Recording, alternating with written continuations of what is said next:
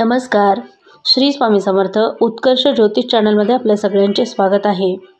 गणेश चतुर्थीनिमित्त गणपती बाप्पांचे आगमन घराघरात होईल अशा चैतन्याच्या वातावरणातच आदल्या दिवशी पूर्वतयारीला माता पार्वतींचं पूजन केलं जातं. जगज्जननी माता पार्वती यांचा हा महत्त्वाचा उत्सव मानला जातो.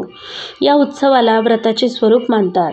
श्रीप्रधान असणारं हे व्रत अतिशय महत्त्व प्राप्त केलेलं असंच आहे, ज्याला हरतालिका असे म्हटले जाते. या हरितालिका शब्दाची फोड केली तर हरित म्हणजे अरण्य आणि अलिका अर्थातच सखींसह, म्हणजेच पार्वती माता सखींसह अरण्यात जातात व भगवान शिवांचे पूजन करतात.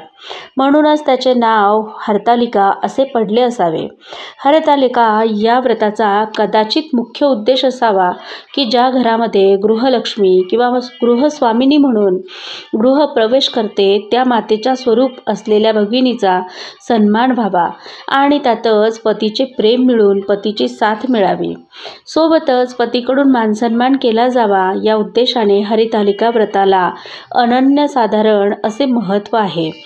नवदुर्गांपैकी असलेले दुर्गा मातेचे स्वरूप, ज्याला आपण ब्रह्मचारिणी म्हणतो, ते ब्रह्मचारिणी स्वरूप हरतालिकेच्या दिवशी सिद्ध झाल्याचं वर्णन पुराणात आढळतं.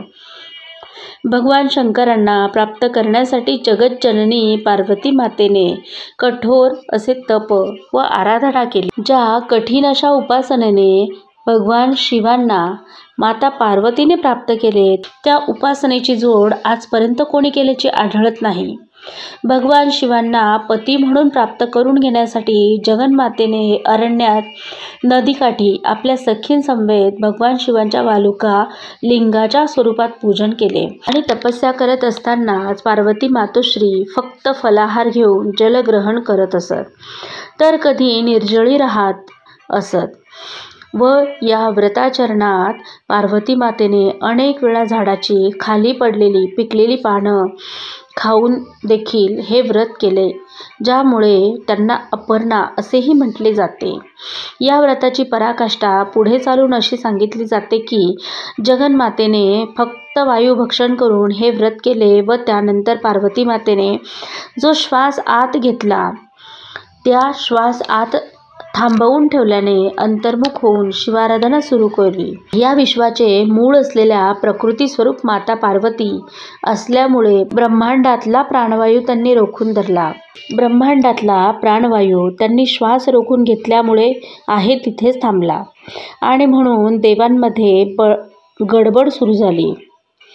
तेव्हा सर्व देवतांच्या सांगण्यावरून जगन्मातेला दर्शन देऊन त्यांची मनोकामना पूर्ण करण्यासाठी भगवान शिवांना प्रकट व्हावं लागलं.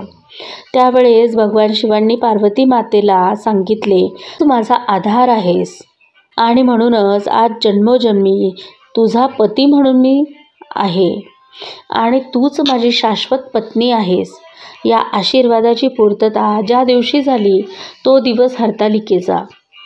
या हरतालिकेच्या दिवशी पती पत्नींना एकमेकांना समजून घेण्याची जी भावना आहे ती या व्रताच्या निमित्ताने दृढ होते, ज्यामुळे पती पत्नींचे नातेही दृढ होण्यास मदत होते. पतीला सुद्धा आपली पत्नी ही दुसरी तिसरी कोणी नसून आपल्या शक्तीचाच एक स्रोत आहे आणि आपली आधारभूत शक्ती आहे, ही भावना यामध्ये बळकट असते आणि पतीची समजून घेण्याची वृत्ती देखील वाढत जाते. हरितालिकेच्या दिवशी या पार्वती मातेने केलेल्या व्रताचे महत्त्व जाणून तोच उद्देश समोर ठेवून सर्व उत्कृष्ट गुणांनी युक्त असा पती मिळावा म्हणून कुमारिका मुली हे व्रत करतात व मिळालेला पती दीर्घायुषी व आरोग्य संपन्न व्हावा म्हणून सुवासिनी महिला हे व्रत करतात.